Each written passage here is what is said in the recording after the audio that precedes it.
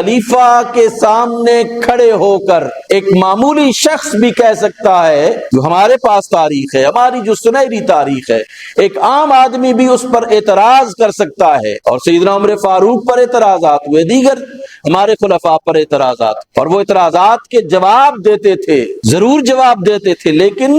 دور ملوکیت میں کسی بھی بادشاہ کے سامنے یہ کسی کو جرت نہیں ہوتی تھی کہ وہ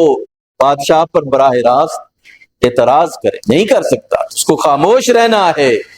جیسے بادشاہ سلامت کر رہے ہیں وہ کرتے رہیں، اس کو جرت نہیں ہونی چاہیے کہ وہ بادشاہ کے سامنے کھڑے ہو کر اعتراضات کرے ان پر، اگر وہ کرے گا تو پھر اس کی خیر نہیں ہے، پھر زندگی اس کی بہت مختصر ہے، اس کو قید کر دیا جائے گا، پھر بھی اگر باز نہ آئے تو پھر کوڑے مارے جائیں گے، پھر بھی اگر باز نہ آئے تو پھر اس کی زندگی کا سلسلہ ختم کر دیا جاتا، اس لیے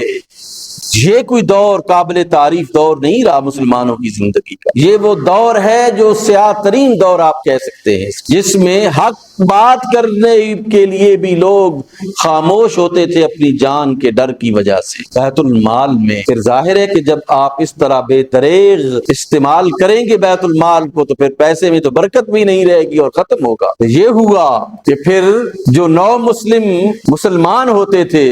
پہلے وہ ٹیکس جزیہ دیتے تھے حکومت کو، جب وہ مسلمان ہوتے تو وہ جزیہ ختم ہو جاتا، لوگ کثرت سے مسلمان ہونا شروع ہو گئے، اور پھر بصرہ اور کوفہ میں آ کر آباد ہونا شروع ہو گئے دور ملوکیت میں۔ حجاج کو اس کے عاملین نے خط لکھا کہ یہ تو لوگ دھڑا دھڑ مسلمان ہو رہے ہیں اور یہ جزیہ نہیں دیتے، ظاہر ہے کہ جو مسلمان ہوگا وہ جزیہ نہیں دے گا، تو یہ تو بیت المال جو ہے وہ خالی ہو جائے گا، یہ پیسہ تو ہے وہ ختم ہو جائے گا۔ حجاج نے انہیں خط لکھا کہ جو بھی نیا مسلمان ہوتا ہے اس سے جزیہ وصول کرو، اور ان سب کو جو بصرہ اور کوفہ میں آ کر آباد ہوئے نکال دو ان سے، ان کو یہاں سے۔ جب یہ نو مسلم ان کو نکالا گیا بصرہ اور کوفہ سے،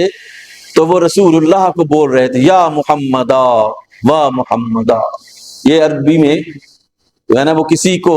یاد کرتے ہیں کہ آؤ ہماری مدد کرو، آؤ ہماری، یا محمدا و،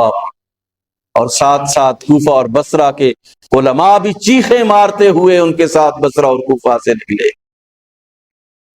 کہ یہ ان کو سزا دی جا رہی ہے مسلمان ہونے کی، کیا اسلام اتنا کمزور پڑ گیا ہے کہ اب یہ غیر مسلموں کے جزیے پر جو ہے وہ اسلامی حکومت چلے گی؟